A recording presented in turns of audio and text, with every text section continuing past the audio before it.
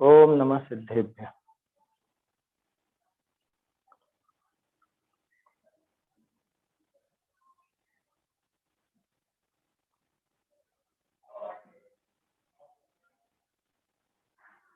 मंगलमय मंगल करण वीतराग विज्ञान, नमो ताहि जाते भये अरहंतादि महान। करि मंगल करि हो महाग्रंथ करण को काज, जाते मिले समाज सब पावे निज पद राज।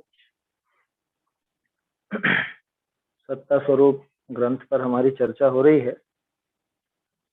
इसमें 10 बातों से अरहंत देव के स्वरूप का निर्णय करने को भागचंद जी ने कहा है। माने उन्होंने प्रेरणा दी है। ये 10 बातें हैं, इनसे भली प्रकार से अरहंत देव का सच्चा निर्णय किया जा सकता। इन बातों पर अगर ध्यान दें, इन पर विचार करें, अच्छी तरह से इनको समझें, तो अरहंत देव के संबंध में गड़बड़ नहीं हो सकती। माने उनका निर्णय अपने दिमाग में एक बार हो गया तो फिर कोई भी आकर के अगर डिगाना भी चाहेगा तो फिर नहीं डिगे, फिर कभी विपरीतता आने की संभावना नहीं होती। माने ग्रहित मिथ्यात्व का तो नामो निशान ही नहीं रहेगा देव संबंधी, और देव संबंधी नहीं रहा तो आत्मा संबंधी भी नहीं रहेगा। क्यों? क्योंकि सच्चे देव का स्वरूप जानने वाला जीव ही अपने आत्मा का स्वरूप जान पाता है ना। ये बात अपन कल भी देख रहे थे। 10 बिंदु जो अपन ने देखे थे, क्या क्या थे? नाम ध्यान है? सत्ता, स्वरूप और स्थान, फल, प्रमाण, नय, निक्षेप, संस्थापना और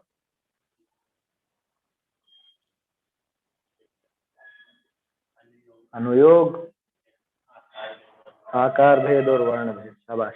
ये 10 बातों से अगर अपन निर्णय करेंगे अरहंत देव का, और देखो ये तो एक पद्धति है, अरहंत देव का इस तरह से निर्णय करने लग जाए तो उसके बाद फिर तो शास्त्र का, गुरु का, अपने आत्म स्वरूप का, किसी का भी निर्णय करो फिर थोड़ा दिक्कत पड़ती। एक बार सब्जी बनानी आ गई तो लौकी की सब्जी बनानी हो चाहे गिलकी की सब्जी बनानी हो, तरीका तो लगभग वही रहेगा। जो मसाले डलते हैं वही मसाले डलेंगे उसमें, वही क्या क्या चीजें होती है, नमक, मिर्ची, जीरा और जो भी मसाले में डलता है वही सब चीजें इसमें भी डलेंगी। तरीका भी लगभग वैसा ही रहेगा। तो इसलिए तरीका सीख लेना, ये हर जगह काम आएगा। ये 10 बातों के नाम और इनके एक सामान्य परिभाषा तो अपन ने देख ली थी, और कल 2-1 चीजों में वो जो सुधार पे निशान लगाए थे अपन ने, जैसे 10वें पॉइंट पर अपन बात कर रहे थे कि अनेक प्रकार की काय कैसी होती है। ये काय वाय की बात नहीं है यहाँ पर, वो तो वर्ण का नाम है ना, वर्ण ही है वहां पर, काय वगैरह का कोई प्रकरण नहीं है वहां। भरतपुर वाली प्रति में भी तो इसके जैसा ही वर्णन है। एक और चीज अभी यहाँ पर इन्होंने बताया, विभा जी ने अरहंत देव ऐसे शब्द का प्रयोग किया। भागचंद जी साहब ने हमेशा अरहंत के साथ देव लगाया, ऐसा नहीं अरहंत अरहंत। वो विनय सूचित करता, उनके हृदय में कितनी विनय थी। हालांकि सीधे अरहंत भी लिखे तो भी समस्या नहीं, लेकिन जब मूल रचनाकार इतनी विनय से लिख रहे हैं तो अपन उनके भावों को कम क्यों करो, वो चीज तो होना चाहिए। देखिए ये 10 बातें हो गई थी, और अब इसके आगे का अपने को देखना है, क्योंकि ये 10 बातें तो हो गई, लेकिन इनसे निर्णय कैसे होता है या निर्णय में बल कैसे आता है। हम कैसे मान लें कि ये फालतू की मेहनत नहीं है, ये जो हम मेहनत कर रहे हैं ये मेहनत जरूरी है या इससे क्या लाभ होगा, ये दिखना तो चाहिए ना। तो 10 बातों से निर्णय किस तरह से होगा ये यहाँ पर अब देखते हैं। पेज नंबर 38 पर है छपी हुई पुस्तकों में तो, और हस्तलिखित प्रति में 23वें पत्र का अंतिम 2-3 लाइनें हैं। ऐसे आपके पहली स्वरूप ठीक भया होए तो प्रतिपक्षी को समझाने का बल रहे, वह अपना आस्तिक के थमा रहे। और पेला की युक्ति खंडी न जाए, और आपके संशय आदि ही रहे, तब या के आस्तिक्य कहा रहा। कहते हैं पहली इन बातनी के द्वारे अवश्य करना, तो शब्द छूट गया शायद, इन बातनी के द्वारा निर्णय अवश्य करना, ऐसा होना चाहिए। निर्णय दिया गया इसमें, निर्णय अवश्य करना सो ही धर्म का मूल है। हो गया पैराग्राफ। देखिए यहां तक देखते हैं। पहले क्या कहा कि भाई ऐसे ऐसे कैसे है कि ये जो 10 बातें बताई हैं, इन 10 बातों से निर्णय हो। ऐसे आपके पहली मतलब प्रथम ही, शुरू में ही आपको स्वयं को सबसे पहले ही अगर ये 10 बातों से अरहंत देव के स्वरूप का ठीक हुआ हो, यानी निर्णय हुआ हो, उनके स्वरूप का निर्णय अगर ज्ञान में हो गया हो, तब तो प्रतिपक्षी को समझाने का बल रहे। देखो अब यहाँ पे एक बात दिमाग में आ सकती है किसी को, हमें क्यों समझाना प्रतिपक्षी को, हमें क्यों झगड़े में पड़ना। देखो अब चूंकि ये सत्ता स्वरूप में, अब सर्वज्ञ सत्ता स्वरूप चल रहा है और न्याय का प्रकरण है, तो न्याय के प्रकरण में तो ये बात आएगी, एक बात। दूसरी बात, दूसरे को समझाने की जिद नहीं है, बल्कि दूसरा आकर के बरगला ना दे, दूसरा आकर के हावी ना हो जाए उसके कुतर्कों से। उन कुतर्कों से बचने के लिए, अपनी बुद्धि को बचाने के लिए, अपनी श्रद्धा को बचाने के लिए ये जरूरी है। लिखा ना, समझाने का बल रहे। समझाने का बल रहेगा क्या मतलब होता है? समझाने का बल रहे माने खुद दृढ़ रहेगा उसको। इसको ऐसे समझना ना, हमारे जो सीनियर लोग थे, जब हम लोग सीख रहे थे उस टाइम पर वो कहते थे कि जिस विषय पर तुमको माहिती करनी हो, माने जिस विषय को तुम्हें पक्का करना हो, उसे तुम पढ़ाओ। समझ में आ रही है बात क्या? जिस विषय पर अगर तुम कमांड चाहते हो, बहुत अच्छे से उस विषय पर अधिकार करना चाहते हो, तो तुम उसको पढ़ाओ दूसरों को। ये क्या बात हुई, हम उस पर पक्के नहीं, हम कैसे? अरे तुम पढ़ाते पढ़ाते अपने आप वो पक्कापन आएगा। समझ में आ रही है बात? तुम उस विषय को अगर दूसरों को पढ़ाओगे या दूसरों को समझाओगे उस विषय को, तो खुद तो मजबूत होगे कि नहीं होगे? अरे सीधा सा है, मेहंदी लगाने वालियां जो होती है ना, मेहंदी लगाने वाली महिलाएं होती हैं, उनके हाथ पूरे 12 महीने लाल ही रहते हैं। सामने वाली महिला के रचे या न रचे, क्या जिसके वो मेहंदी बांध रही है उसके वो मेहंदी रचे या न रचे, इसके तो हमेशा रचे हुए ही रहेंगे, इसके हाथ तो हमेशा लाल ही रहेंगे, है ना। सामने वाले के रंग आए कि नहीं आए, इसके तो रंगे हुए ही रहने वाले हैं साल में। क्यों? क्योंकि दूसरे को लगाते लगाते खुद के तो लगेगी, ऐसी बात। इसलिए यहाँ जो बात है कि दूसरे को समझाने का बल रहे, तो समझाने का बल रहे, दूसरे को समझा करके खुद का नाम ऊंचा करना हो, ये नहीं उद्देश्य। उद्देश्य ये रखना कि मतलब अगर ऐसा भाव यहाँ पर कह भी रहे तो उद्देश्य इसके पीछे ये समझना कि दूसरे को समझाने का बल कब आएगा, कि जब खुद पक्का होगा, खुद पक्का होगा। इसका एक प्रैक्टिकल प्रयोग भी है क्या? जैसे मान लो मुझे कोई वस्तु, मान लो कोई वस्तु का सेवन मैं करता हूँ जो अभक्ष है, या कोई ऐसी चीज है, कोई गलत काम मैं करता हूँ। अब मैं मन से छोड़ना भी चाहता हूँ लेकिन प्रमादी हूँ, या अभी एकदम से इतनी दृढ़ता नहीं आ रही कि मैं छोड़ दूं उसको एक बार में। तो उसका सबसे बढ़िया उपाय क्या है कि मैं बार बार उस प्रकरण को पढूं और दूसरों को पढूं। मुझे अपने आप उससे ग्लानि आने लगेगी, मुझे अपने आप उसके प्रति एक द्वेष का भाव आने लगे। अरे ये मैं क्या करता हूँ, देखो ये चीज अपन पढ़ रहे हैं और यही काम में ये सेवन करता जा रहा हूँ बार बार। मैं दूसरों को अभक्ष छोड़ने की शिक्षा देता हूँ और मैं खुद उस अभक्ष का सेवन कर रहा हूँ, तो मुझे मन में कचोटेगा कि नहीं कचोटेगा? हाँ, बिल्कुल ही एकदम ढीठ जीव हो उसकी बात नहीं कर रहे हैं, लेकिन अगर सज्जन है, मोक्ष मार्ग में आगे बढ़ना चाहता, वो जीव तो इससे सुधर जाए। इसलिए दूसरे को समझाने का बल रहे में अन्यथा अर्थ मत लेना कि दूसरे को समझाने की कह रहे हैं। देखो यहाँ तो दूसरों को शिक्षा दे करके और खुद अपना नाम ऊंचा करने की नहीं, नाम ऊंचा करने की बात नहीं है, वो खुद में दृढ़ता की बात। क्या कहा? आपके पहले स्वरूप ठीक भया होए तो प्रतिपक्षी को समझाने का बल रहे। खुद के ही स्वरूप का निर्णय नहीं है, खुद ही अभी कच्चा बैठा हुआ है, वो दूसरे को क्या समझा लेगा? खुद के पहले निर्णय हुआ हो तो दूसरे को समझाने का बल रहता है, एक बात। दूसरी बात, वह अपना आस्तिक्य थमा रहे, अपनी खुद की जो श्रद्धा है, अपना जो आस्तिक्य है, माने उस अस्तित्व का भाव है ना, आस्तिक्य और अस्तित्व भाव शब्द आया था ना पहले भी। अपना आस्तिक्य थमा रहे माने खुद की श्रद्धा में कोई कमी नहीं आएगी, कोई बिगाड़ नहीं होगा, कोई दूसरा आकर के इसको बरगलाएगा, कोई विपरीत युक्ति तर्क आदि का प्रयोग करेगा तो ये उसके कहने में नहीं आएगा, बचा रहेगा। इसलिए इन 10 बातों से निर्णय करना जरूरी है। तो ये 10 तो नाम लिए हैं, और भी तरह तरह से युक्ति वगैरह का प्रयोग कर सको तो करना,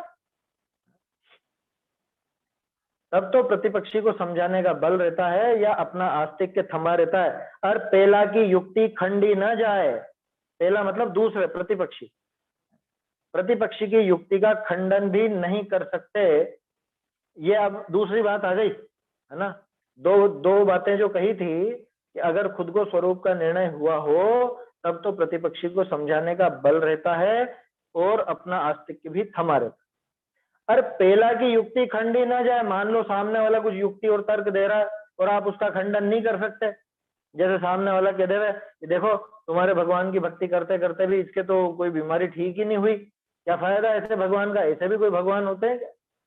हाँ बात तो दमदार है, अरे ये तो भगवान की भक्ति करते करते भी ठीक नहीं हुआ तो ऐसे भगवान किस काम के। ऐसे अगर ये उस कुयुक्ति का, उस कुतर्क का खंडन नहीं कर सकता और आपके संशय आदि ही रहे, सामने वाले की युक्ति का खंडन नहीं कर सकता, खुद के संशय आदि ही बना रहता है, तब या के आस्तिक्य कहाँ रहा, मतलब इसके आस्तिक्य क्या रहा फिर, इसके जो श्रद्धा का भाव है वो कहाँ रहा। बात समझ में आ रही है? इसलिए 2 तर्क ऊपर दिए, 2 तर्क नीचे दिए।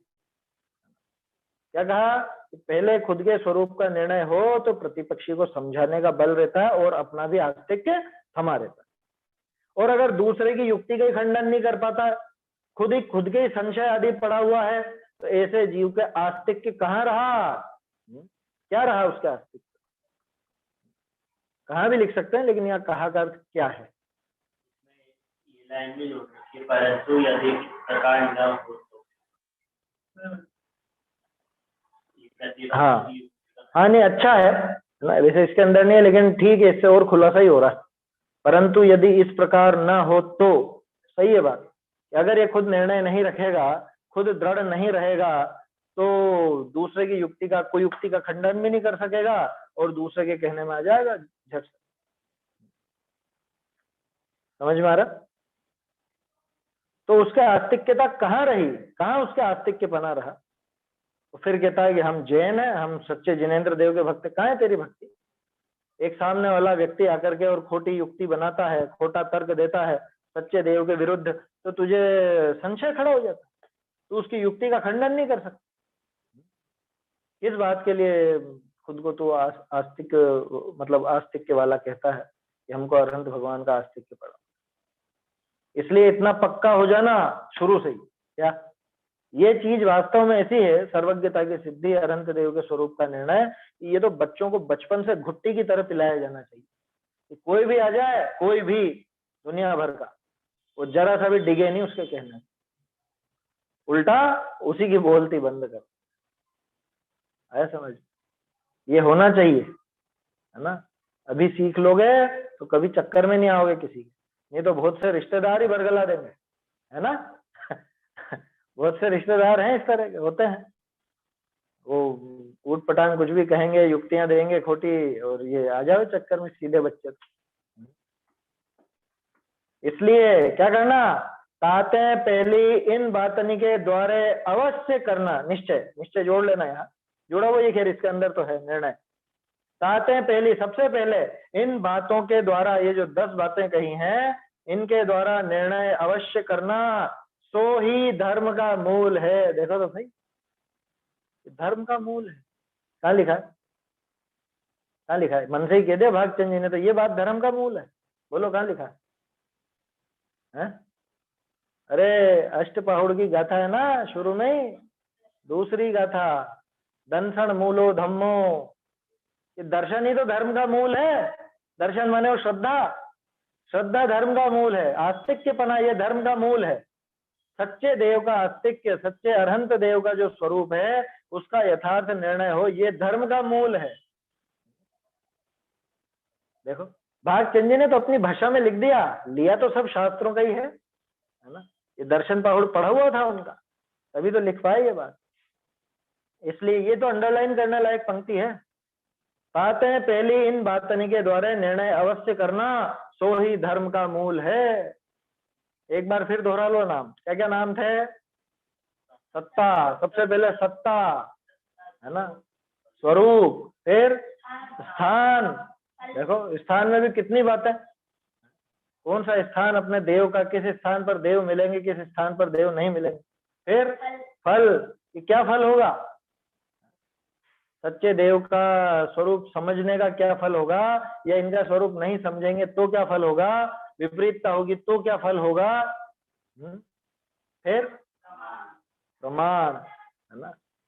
सरल है, कठिन नहीं, जोड़े बना के याद करोगे तो 10 बातें आसानी से याद हो जाएंगी।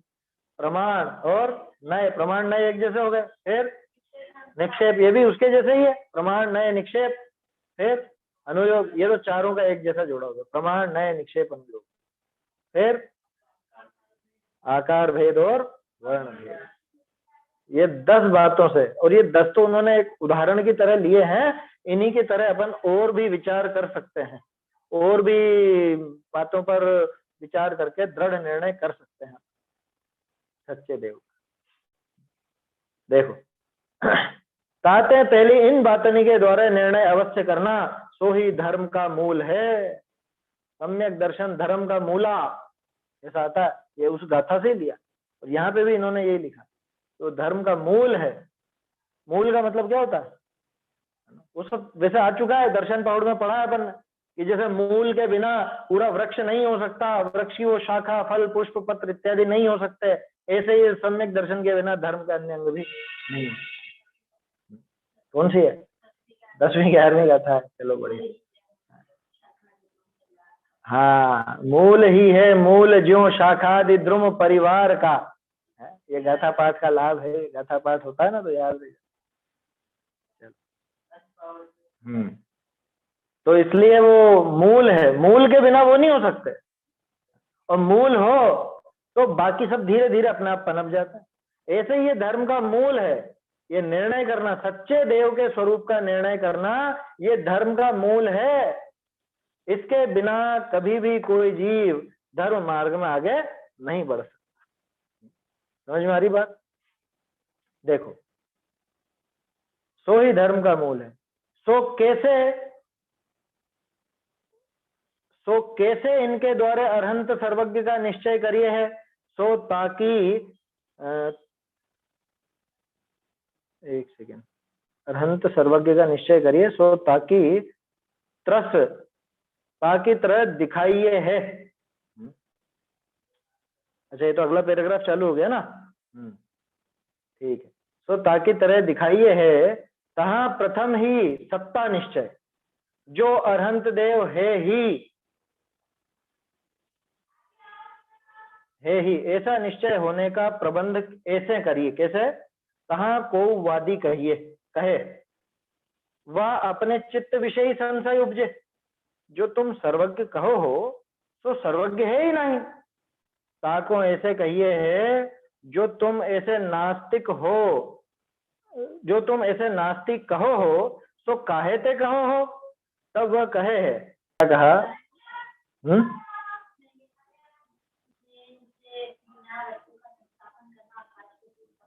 ये तो सही। हाँ देखो, अभी देखते हैं। अब देखो, जो अरहंत देव ही है, हाँ, मूल में तो है ही है, और है ही जमेगा। अरहंत देव है ही माने होते ही है, आया समझ में? नहीं, ही है और है ही में अंतर हो गया ना। अरहंत देव ही है, क्या है? अरहंत देव है ही मतलब होते ही हैं, ऐसा ये सुधार लीजिए, है ना, फर्क पड़ जाता है।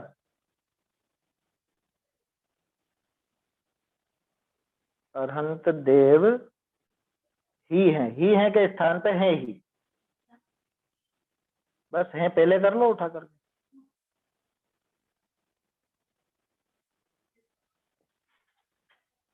देखो क्या कह रहे हैं, सो कैसे इनके द्वारा अवश्य निश्चय करना, यानी इन बातों से निश्चय कैसे किया जाए वो बता रहे हैं।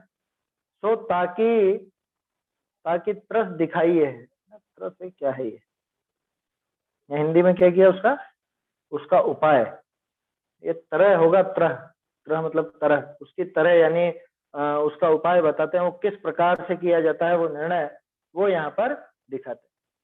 कहाँ प्रथम ही सत्ता निश्चय, सबसे पहला नाम ही वही था सत्ता का, है ना। तो सत्ता का निश्चय कैसे होगा कि जो अरहंत देव है ही, ऐसा निश्चय होने का प्रबंध ऐसे करिए, ऐसा निश्चय करने का तरीका ये है, ऐसा निश्चय करना हो कि अरहंत देव होते ही होते हैं, तो उसका तरीका ये है। ये कैसा, ये नीचे बता रहे हैं। कहाँ को वादी कहे या एक सेकंड क्या रह गया, वह अपने चित्त विषय ही संशय उपजे, दोनों बातें हो सकती है। सामने वाला कोई ऐसा प्रश्न उठाए अपने सामने, अथवा हमारे ही मन में कुछ शंका उठ जाए, कभी संशय पैदा हो जाए, कोई बड़ी बात थोड़े ना। सामने वाले ने ऐसा तर्क किया, ऐसा वाद किया, या अपने ही मन में शंका उठी, कैसी, जो तुम सर्वज्ञ कहो सो सर्वज्ञ है ही नहीं, ये सत्ता के ऊपर प्रश्न खड़ा हो गया ना, कि तुम अरहंत अरहंत करते हो, अरहंत नाम के कोई है भी सही क्या, कहाँ है सत्ता। ये पहला जो बिंदु था सत्ता से निर्णय करना, उसकी बात है। जो तुम सर्वज्ञ कहो हो सो सर्वज्ञ है ही नहीं, ताको ऐसे कहिए। सर्वज्ञ ही नहीं। अच्छा हाँ, सर्वज्ञ ही नहीं, सर्वज्ञ के बाद है और जोड़ लीजिए, सर्वज्ञ है ही नहीं, तुम सर्वज्ञ कहते हो परंतु वह सर्वज्ञ है ही नहीं, सही है और आ जाएगा, है लिख लीजिए उसका। ताको ऐसे कहिए, जो तुम ऐसे नास्ति कहो हो सो काहे ते कहो हो, उससे प्रश्न पूछा, भैया तुम ये नास्ति का वचन कह रहे हो कि सर्वज्ञ है ही नहीं, सर्वज्ञ है ही नहीं, तो कैसे कहते हो, तुमने ऐसा निर्णय कैसे किया, कोई बात तो होगी। हालांकि ध्यान रखना आगे तर्क वगैरह खूब आएंगे, सामने वाला भी देगा, अभी यहाँ पे भी दे दिए थोड़े से तर्क तो, बाकी आगे भी आएंगे। तब वह कहे, अब वो उसका तर्क कह रहा है, जो मैं सर्वज्ञ को काहे ते जानो सो प्रमाण भाषा नहीं, ताते सर्वज्ञ जाने जाए। कि भाई मैं सर्वज्ञ को किससे जानूं बताओ, वो प्रमाण तो होना चाहिए ना। अब यहाँ देखो प्रमाण वाली बात आ गई, पहला पॉइंट सत्ता था ना, और पांचवा पॉइंट प्रमाण था, तो कौन से प्रमाण से जाना जाता है उसका भी निर्णय करना। तो सामने वाला का तर्क यही है कि हमें तो ऐसा कोई प्रमाण नजर नहीं आया जिससे हम सर्वज्ञ को पकड़ सकें, हम सर्वज्ञ का निर्णय कर सकें, ऐसा तो कोई हमको प्रमाण आज तक दिखा नहीं कि जिससे सर्वज्ञ की सिद्धि होती हो। ये सामने वाले का तर्क है। ऐसा कोई ज्ञान बता दो कि जिससे हम सर्वज्ञ को देख सकें, सर्वज्ञ के बारे में जान सकें, तब तो हम मान लेंगे कि हाँ हाँ होते हैं सर्वज्ञ। लेकिन ऐसा कोई ज्ञान ही नहीं हुआ हमको कि जिससे सर्वज्ञ पकड़ में आ सके। जो मैं सर्वज्ञ को काहे ते जानो, किससे जानू, सो प्रमाण भाषा नहीं, ताते सर्वज्ञ जाने जाए, तिसते बिना निश्चय हुए वस्तु का स्थापन करना सो आकाश का फूल समान है। लो सामने वाले ने ये और कह दिया कि वस्तु का निश्चय तो हुआ नहीं, और बिना निश्चय का उस वस्तु की स्थापना कर रहे,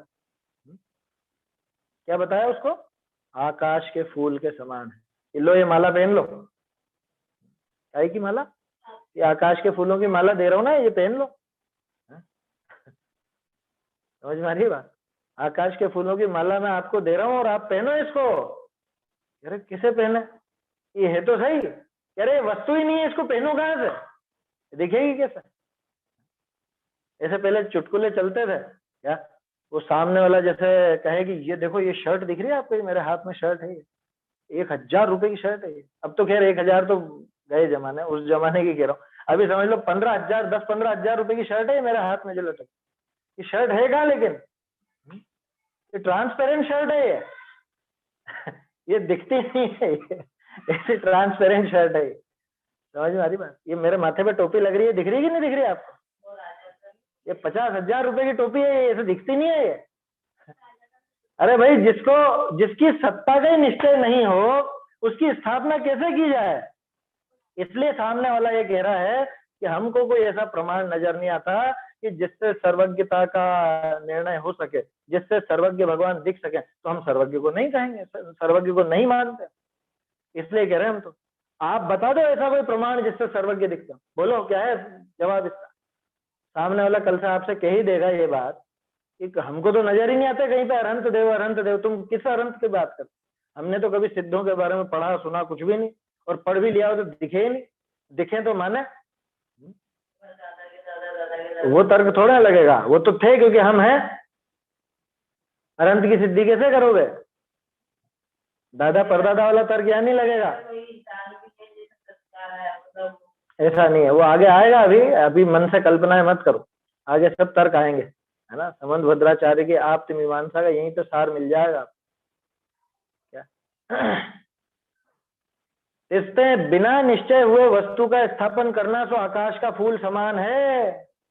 ये सामने वाला चैलेंज दे रहा है क्या, कि तुम अगर इसका स्वरूप का निश्चय किए बिना और सर्वज्ञ है सर्वज्ञ है सर्वज्ञ कहते रहोगे तो आकाश के फूल के समान है। तुमने आकाश के फूलों की माला पहनी या तुमने वो ट्रांसपेरेंट शर्ट पहनी है, तो बस वैसा के वैसा ही ये स्थिति है। सो ये तुम्हारे अंधकार का समूह फैलिया है, ये अब कह रहे भागचंद जी, ये अब सामने वाला व्यक्ति नहीं कह रहा, अभी अपन कह रहे ये भैया तुम्हारे अंधकार का समूह फैला हुआ है। क्यों कि जाते प्रमाण करी सिद्ध ऐसा सर्वज्ञ भी तुमको ना भास्या, और तुम नास्ति का वचन कहा, कि तुम्हारे ये अज्ञान का ये अंधकार फैला हुआ है। क्यों फैला हुआ है, बिल्कुल प्रमाण से जो सिद्ध किया गया है, प्रमाण से जो निश्चित है, उस वस्तु के संबंध में तुम कहते हो कि ये है ही नहीं। प्रमाण से सर्वज्ञता की सिद्धि होती है। अरे यहाँ तक कि कौन है वो सर्वज्ञ, इसकी भी सिद्धि उस प्रमाण से हो जाती है, और फिर तुम कहते हो कि हमको तो कोई प्रमाण ऐसा दिखा नहीं जिससे सर्वज्ञ पकड़ में। तो ये तो तुम्हारे अज्ञान का अंधकार फैला हुआ है। सामने वाले का तर्क क्या था, हमको कोई प्रमाण नहीं दिखाया था, तो उसको ये तो कहा जाएगा कि तुम कैसे मूर्ख हो, प्रमाण से सिद्ध वस्तु के लिए कह रहे हो कि हमको कोई प्रमाण नहीं दिखा। देखो न्याय में इसी तरह से दबोचा जाता है, आया समझ में। उसका जो टोडरमल जी की यही शैली थी, टोडरमल जी की कभी प्रश्न उत्तर पढ़ना, वो एक एक शब्द का जवाब देते हैं, और जो वाक्य पहले आया प्रश्न में उसका जवाब पहले, ऐसा मिलेगा बिल्कुल। पूरे मोक्षमा प्रकाशक में यही पद्धति, प्रश्नोत्तर शैली में जो लिखा ना वो इसी ढंग से लिखा, और ये न्याय की शैली है। सामने वाले ने जो बात कही उसको उसी की बात से पकड़ा जाता। वो कह रहा है कि हमें तो कोई ऐसा प्रमाण नजर नहीं आता जिससे हम सर्वज्ञ की सत्ता स्वीकार है। तो यहाँ क्या कहा, यार गजब हो गया, तुम्हारा अज्ञान का अंधकार इतना ज्यादा फैला हुआ है, या तुम्हारे सिर पर ये क्या कहें अब, ये क्या भांग का नशा करके आए हो कि क्या और नशा कर रखा है तुमने, जो तुमको प्रमाण से सिद्ध वस्तु भी नहीं दिखती। क्या कहना चाह रहे हैं आचार्य देव, माने जो इतनी स्पष्ट है, इतनी ज्यादा स्थापित बात है, स्थापित सत्य है, उसको तुम नकार रहे हो। शुरू में सामने वाला होपलेस हो जाए कि मैंने कुछ गड़बड़ तो नहीं कर दी, मैंने क्या तर्क दे दिया ऐसा जो सामने से मेरे ऐसा कहने लग गया। बाकी के तर्क तो आगे आएंगे। देखो क्या कह रहे हैं, ऐसा सर्वज्ञ भी तुमको ना भाचा, सर्वज्ञ का ही ज्ञान नहीं हुआ, और तुम नास्ति का वचन कहा, तुम ये कहने लग गए कि कोई सर्वज्ञ नहीं है, कोई वीतराग नहीं है, इस तरह की बात कहने लगे। सो ही श्लोक वार्तिक जी में कहा है, तत्र नास्त्येव सर्वज्ञो ज्ञापकानुपलम्भनात् व्योमाम्भोजवदित्येतत् तमस्तम विभ्रंजितम विजृंभितम। देखिए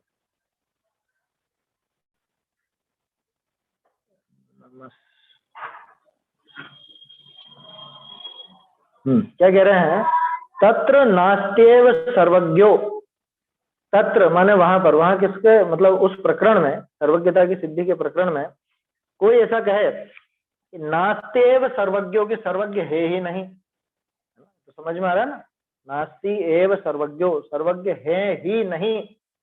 ज्ञापकानुपलम्भनात्, हेतु क्या दे रहे हैं कि ज्ञापक के अनुपलब्ध होने से, ज्ञापक माने उसका ज्ञान कराने वाला प्रमाण, ठीक है ना। ज्ञापक माने जिससे ज्ञान होता है, इसको कहते हैं ज्ञापक, जिससे ज्ञान होता है ना, जिसमें ज्ञान होता है वो तो जीव है, और ज्ञापक माने जिससे वो ज्ञान हो सके। हाँ सीधा ऐसा कि ज्ञान कराने वाला, तो ज्ञापक माने ज्ञान कराने वाले उस प्रमाण के अनुपलम्बनात्, समझ में आ रहा है? मिल रहा है ना शब्द? अनुपलम्भनात् माने उसका उपलम्भन, उपलब्धि नहीं होने से। उपलम्भन माने उपलब्धि, अनुपलम्भन माने अनुपलब्धि। ऐसे ज्ञापक कारण की माने उस ज्ञापक प्रमाण की अनुपलब्धि होने के कारण सर्वज्ञ नहीं। जो ऐसा कहता है व्योम अम्भोज वदित्येदत्, व्योम माने आकाश, है ना? व्योम अम्भोजवत, व्योम अम्भोज, अम्भोज किसको बोलते हैं? कमल, कमल, कमल का फूल। हाँ वो एक ही बात है। आकाश का फूल आया था ना, ये सर्वज्ञ देव की बात करना तो आकाश के फूल के समान है, ये सर्वज्ञ होते हैं ये कहना तो आकाश के फूल के समान है, ये सामने वाला कह रहा है। तो क्या कह रहे हैं? इति एतत् तम विजृंभितम, कि उस व्यक्ति के तम का, अज्ञान अंधकार का विजृंभन माने बहुत जबरदस्त फैलाव है, अज्ञान अंधकार से वो ढका हुआ है पूरी तरह, जो ऐसा कह रहा। अर्थ तो पहले ही दे दिया भागचंद जी ने, बाद में छंद दिया, है ना? देखो नीचे भी अर्थ दिया है शायद इसमें, है ना? जिस प्रकार आकाश के फूल के अस्तित्व को बतलाने वाला कोई प्रमाण प्राप्त न होने से आकाश का फूल नहीं है, उसी प्रकार सर्वज्ञ के अस्तित्व को बतलाने वाला कोई प्रमाण प्राप्त न होने से सर्वज्ञ भी नहीं है। ऐसा मानना वह अंधकार के समूह का फैलाव है।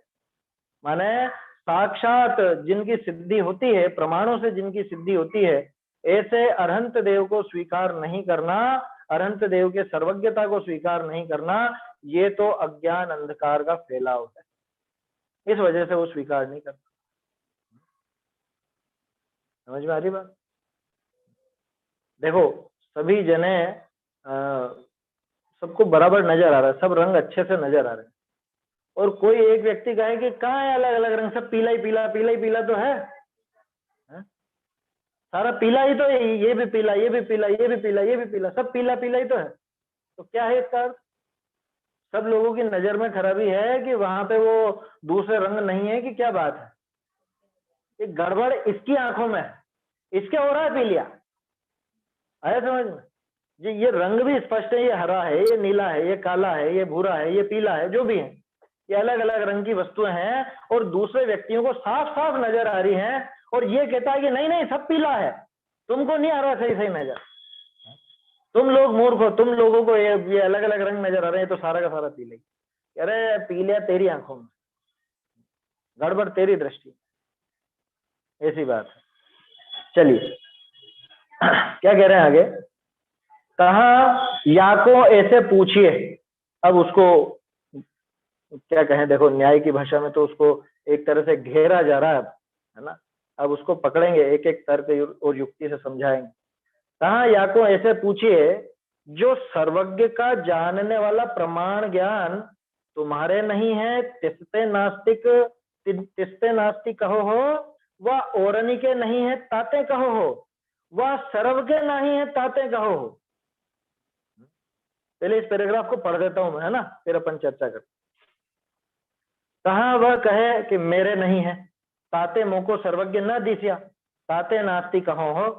कहा वाको कहिए है, तुमको न दीसने ते तुम सर्वज्ञ की नास्ति कही कहो, सो अब जो जो वस्तु तुमको न भासे तिन्नी सर्व की नास्ति कहो, तब तुम्हारा हेतु सिद्ध हो। कहा समुद्र में इतना घट प्रमाण जल है, तो तुम्हारा ज्ञान में तो ना आया, परंतु समुद्र में जल तो संख्या की मर्यादा ने लिया है ही। और तुमते बड़े व चतुर ज्ञानी जे अन्य तिनके ज्ञान में आया ही है, जो इसमें इतने घट प्रमाण जल है, तो इसमें तो तुम्हारा स्व संबंधी ज्ञायक अनुपलम्बन नामा हेतु के व्यभिचार आया। ताका दृष्टांत, जैसे को पुरुष ने, अच्छा ये अगला पैराग्राफ आ गया, चलिए यहाँ देखते हैं। पहले बहुत सरल कर दिया उन्होंने, ये न्याय की भाषा देके, मतलब चीजें न्याय की है सारी की सारी, लेकिन आपको ऐसा बिल्कुल नहीं लगेगा कि अरे कुछ पता नहीं क्या अटपटी सी बात चल रही। क्या कह रहा था, प्रश्न क्या था सामने वाले का? सर्वज्ञ है ही नहीं। क्यों नहीं है? क्योंकि मुझे सर्वज्ञ की स्थापना करने वाला कोई प्रमाण नजर नहीं आया। सर्वज्ञ बताने वाला कोई, मतलब सर्वज्ञ दिख जाए ऐसे या सर्वज्ञ की सिद्धि हो जाए ऐसा कोई प्रमाण मुझे नहीं मिला, इसलिए मैं तो सर्वज्ञ को नहीं मानता। तो अब उससे अपन पूछते हैं कि भैया ये बताओ कि सर्वज्ञ का जानने वाला प्रमाण ज्ञान जो कि उसका ज्ञापक है वो किसके नहीं है? तुम कह रहे हो ज्ञापक नहीं मिलता, ज्ञापक नहीं मिलता, वो ज्ञापक किसके नहीं मिलता? तुम्हारे नहीं मिलता, किसी और के नहीं मिलता, कि सबके ही नहीं मिलता? तीन बातें लिया, चाहते तो दो में ही कर देते। ये बताओ तुम्हारे पास वो ज्ञापक नहीं है या दूसरे के पास वो ज्ञापक नहीं है, कि सबके पास नहीं है? चाहते हैं इसलिए तुम वो कहते हो कहाँ वह कहे, वो बोलने लगता है फिर कि नहीं नहीं वो तो सबकी बात मैं नहीं करता, मैं तो मेरे पास नहीं है, देखो वो ज्ञापक मेरे पास वो ज्ञापक नहीं है। ताते मोह को सर्वज्ञ न दीसिया, ताते नास्ति कहो। भाई मेरे पास वो ज्ञापक नहीं, मेरे पास वो प्रमाण नहीं है, इसलिए मुझे सर्वज्ञ भगवान नजर नहीं आए और इसलिए मैं उनकी नास्ति कहता हूं। कहा वाको कहिए, अब पकड़ लिया उसको। तुमको न दीसने पे तुम सर्वज्ञ की नास्ति कहो, तो अब जो जो वस्तु तुमको न भसे तिन सर्व की नास्ति कहो। तर्क समझ में आ गया होगा ना? कठिन नहीं है बिल्कुल भी, एकदम सरल कर दिया। और ये जो उदाहरण और तर्क दे रहे हैं ना, ये आप देखो कहाँ का है, तत्वार्थ श्लोक वार्तिक का है ये वहां के प्रमाण है ये सब जो दिए हैं। अब श्लोक वार्तिक का नाम सुनते ही घबराते हैं लोग, बात देखने की कोशिश नहीं कर रहे। भागचंद जी ने सरल करके लिख दिया, उन्होंने पढ़ा होगा तब जाके ये बातें निकाली होंगी ना। देखो ये भागचंद जी वास्तव में विशिष्ट विद्वान थे। चलो अपन तो वापस अपनी बात पर आ जाओ। क्या कहा था कि भाई अगर तुम ज्ञापक की अनुपलब्धि के कारण सर्वज्ञ की नास्ति कहते हो, तो जिस जिस वस्तु का ज्ञान तुमको नहीं हो रहा है, जिस जिसका भी ज्ञापक तुम्हारे पास नहीं, उन सबकी मना कर दो, तब जाके तुम्हारा ये ज्ञापक अनुपलब्धि हेतु सही सिद्ध होगा ना। भाई मुझे तो आज तक, मैं भारत के बाहर कभी गया नहीं, तो भारत के बाहर का कुछ मैंने देखा ही नहीं, तो नहीं देखा तो कुछ है ही नहीं वास्तव में। बहुत से होते हैं इस तरह के, आंखों देखे मानेंगे, आंखों से देखेंगे तो ही मानेंगे, खुद देखेंगे तभी मानेंगे, नहीं तो उसके बिना नहीं मानेंगे। मतलब उसके बिना वो वस्तु की सत्ता ही स्वीकार नहीं करे। ऐसी कहानी थी एक, आंखों देखी करके कोई कहानी थी। वो आखिर में वो व्यक्ति इतना पागल हो गया, वो मतलब लोग कहते हैं ना कि भाई इतनी ऊंचाई से गिरने पर मर जाते हैं और ऐसा हो जाता है कि मैं कैसे मान लूं मर जाता। वो कूद गया आखिर में, तो कहानी का एंड ये हुआ, तो कूद गया पहाड़ से, पहाड़ के चोटी से कूद गया खाई में, आंखों से देखूंगा तो मानूंगा। शेर इतना खतरनाक होता है कि कहाँ से होता है खतरनाक, मैंने तो शेर को खतरनाक देखा ही नहीं। शेर के सामने गया और वहां पे उसके सब मल मूत्र आदि सब निकल गए, तब कि हाँ वास्तव में खतरनाक होता है। उसमें कुछ हास्य की भी थी उस कहानी में, लेकिन वास्तविकता यह है कि अगर आंखों से देखा ही माना जाए, आंखों से देखा का मतलब कोई भी प्रमाण, ऐसा प्रमाण जिससे हमें उस वस्तु की उपलब्धि होती हो, तो उसी बात को सत्य माना जाए। इस बात को कि जितना हमारा ज्ञान काम करता हो सिर्फ उतना ही सत्य माना जाए, तब तो हमने जो जो नहीं देखा, जो जो हमारे जानने में नहीं आया, उन सबकी सत्ता मत मानो, उन सबकी सत्ता को ही नकार दो, तब जाके तुम्हारा हेतु, हेतु तो समझता है ना। अब देखो ये थोड़े से शब्द तो अपने को समझने पड़ेंगे। हेतु किसको कहते हैं? हाँ, साधन है ना, वो साधन जिससे अपन वो अनुमान की सिद्धि कर सकते, जिससे उस वस्तु का ज्ञान हो सके। अनुमान की क्या परिभाषा है? साधनात् साध्य विज्ञानम अनुमानम, साधन से साध्य का ज्ञान होना उसको अनुमान कहते। तो जिस भी कारण से उस अनुमान की सिद्धि कर सकें, उस वस्तु को अपन जान सकें, उसे हेतु भी कहते हैं, साधन भी कहते हैं, है ना। इसलिए उसमें चक्कर में मत आना। अब यहाँ पे जो बात है कि भाई तुम्हारे हेतु की, यहाँ पे हेतु क्या दिया है, साधन क्या दिया है, ज्ञापक की अनुपलब्धि। तो अगर ज्ञापक की अनुपलब्धि की वजह से तुम सर्वज्ञ को नकारते हो, तो फिर तो जिस जिस भी वस्तु के ज्ञापक की तुम्हारे अनुपलब्धि हो सबको नकार दो, है ना, तब तो तुम्हारे हेतु की सिद्धि होगी। अब इसको फिर फांसा कि हाँ ठीक है चलो वैसे कर लेंगे सिद्धि, लेकिन कहाँ समुद्र में इतना घट प्रमाण जल है, तो तुम्हारा ज्ञान में तो ना आया, समुद्र का उदाहरण नहीं आया समझ में, तो अपने घरों पर टंकियां रखी है ना, किसी के घर 500 लीटर की, किसी के घर पे 1000 लीटर की, किसी के 2000 लीटर की, जिसके जैसी रखी। अब जो समझदार व्यक्ति हो, जो बड़ा हो थोड़ा, तो वो तो खट से कह देगा कि इसमें इतने घड़े पानी आ जाए, उसको है इतना अनुमान, इतनी बड़ी टंकी है तो इसमें इतने घड़े पानी आ जाएगा, एक घड़े में 50 लीटर पानी है तो 20 घड़े पानी आ जाएगा, इसमें 1000 लीटर की टंकी है तो 20 घड़े पानी आ जाएगा, उसको अंदाजा है। अब कोई बच्चा कहेगा मैं कैसे मान लूं, मुझे तो ज्ञान ही नहीं है, और ज्ञापक की अनुपलब्धि होने से इसमें तो प्रमाण है ही नहीं, इसके पानी का कोई प्रमाण नहीं, या समुद्र की बात है। अब अपन समुद्र पर लगाओ, बोलो समुद्र में कितने घड़े पानी आता है? भाई कोई संख्या तो है ही सही, अपन और बड़े समुद्रों की बात नहीं करें, ये जो अपने इधर उधर समुद्र हैं, है ना, बंगाल की खाड़ी है, अरब सागर है, या वो अपना इंडियन ओशियन, क्या उसमें कुछ घड़ों से तो गिनती तो होगी कि नहीं होगी, होगी ना, इतनी तो होगी सही, क्योंकि एक लिमिट तो है ही, वो तो मालूम है अपने को कहां तक फैलाव है इसका, तो घड़ों की गिनती तो वहां है, ये तो बात पक्की, लेकिन वो गिनती हमारे ज्ञान में नहीं है। अब अगर ज्ञापक के अनुपलम्ब से, यानी ज्ञापक की अनुपलब्धि से ही किसी वस्तु की सत्ता नहीं मानी जाए, तो फिर उस समुद्र में जल की सत्ता भी मत मानो, समुद्र में पानी की सत्ता भी मत मानो। क्यों? क्योंकि हमको तो पकड़ में ही नहीं आ रहा कितना पानी आएगा। तो तुम्हारा ज्ञान में तो ना आया, परंतु समुद्र में जल तो संख्या की मर्यादा ने लिया ही है, लिया है ही लिखा इन्होंने, भाई वो तो है ना, संख्या तो उसकी निश्चित है कि नहीं है? किनके ज्ञान में आया? कि सर्वज्ञ के, कि सर्वज्ञ को तो हम मान ही नहीं रहे ना, लेकिन किसी न किसी व्यक्ति के तो ज्ञान में आया, कोई विशिष्ट ज्ञानी उसके तो ज्ञान में आया कि वो इतना बड़ा समुद्र है, उसके अंदर इतना घड़े पानी आता है, ये उससे इतना बड़ा है तो इसमें इतने घड़े आ जाएगा। परंतु समुद्र में जल तो संख्या की मर्यादा ने लिया है ही, और तुमते बड़े व चतुर ज्ञानी जे अन्य, तिनके ज्ञान में तो आया है ही, उनको तो जानने में आया कि नहीं आया? घड़े या जो भी है, गैलन है, लीटर है, जो भी है, अरे वैज्ञानिक बता देते हैं आजकल तो मशीनों से, इसमें इतना पानी है या क्या है, वो सब बता देते। वो कह देते ना, इतनी बर्फ है अंटार्कटिका में और इतनी बर्फ है आर्कटिक में, और वो पिघल रही है, इतने वर्षों में इतनी पिघल जाएगी, इतनी और पिघल जाएगी, समुद्र का जल स्तर इतना बढ़ जाएगा, कहते हैं कि नहीं? तो उनके तो ज्ञान में आया ना वो, क्या ज्ञान में आया? जो इसमें इतने घट प्रमाण जल है, सो इसमें तो तुम्हारा स्व संबंधी ज्ञायक अनुपलम्बन नामा हेतु के व्यभिचार आया। तो तुमने जो ये हेतु बताया था कि जिसका ज्ञापक नहीं हो वो वस्तु ही नहीं है, तो ज्ञापक तो तुम्हारे नहीं है, तो वो, जबकि समुद्र के जल की बात तो है ही सही, तो तुम्हारा ये हेतु व्यभिचारी। व्यभिचार का अर्थ समझना, यहाँ व्यभिचार का अर्थ यहाँ पे ये है कि उस हेतु से उस अनुमान की सिद्धि नहीं हो पाएगी। सच्चा हेतु किसको कहते हैं, सच्चा साधन किसको कहते हैं? कि जिससे उस अनुमान की सिद्धि बराबर हो सके, जिससे उस बात की सिद्धि हो सके वो हेतु सच्चा, और जिससे वो बात की सिद्धि नहीं हो सके, अनुमान सिद्ध नहीं हो सके, वो हेतु व्यभिचारी। यहाँ उसका अर्थ व्यभिचार।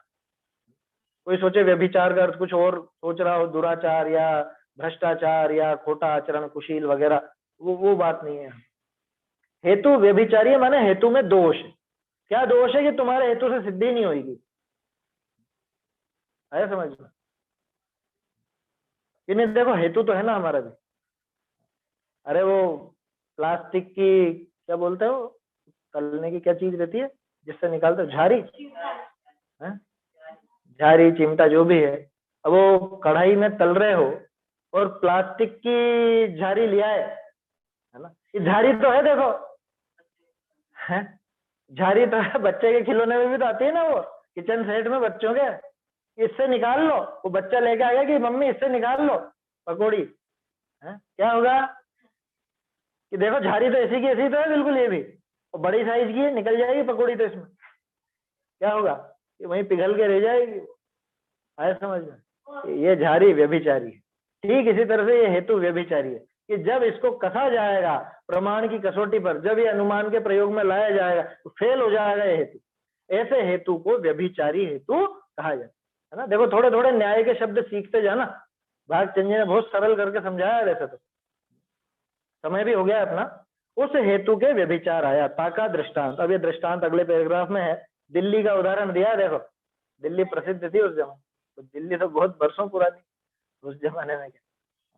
चलिए आगे की चर्चा अपन कल देखेंगे। क्या नीचे से तीसरी लाइन में ना, बड़े चतुर व ज्ञानी। हाँ हाँ उसमें बड़े के पास से बड़े चतुर। नहीं नहीं ठीक है, वो चलेगा। बड़े चतुर व ज्ञानी, बड़े चतुर मतलब ज्यादा होशियार, तुमसे बड़े चतुर मतलब तुमसे ज्यादा चतुर, है ना। चलिए समाप्त करते हैं। निज निधि निज में बताई, यह अनंत उपकार है। उसके लिए जिन वाणी माँ को वंदना शत बार, वंदना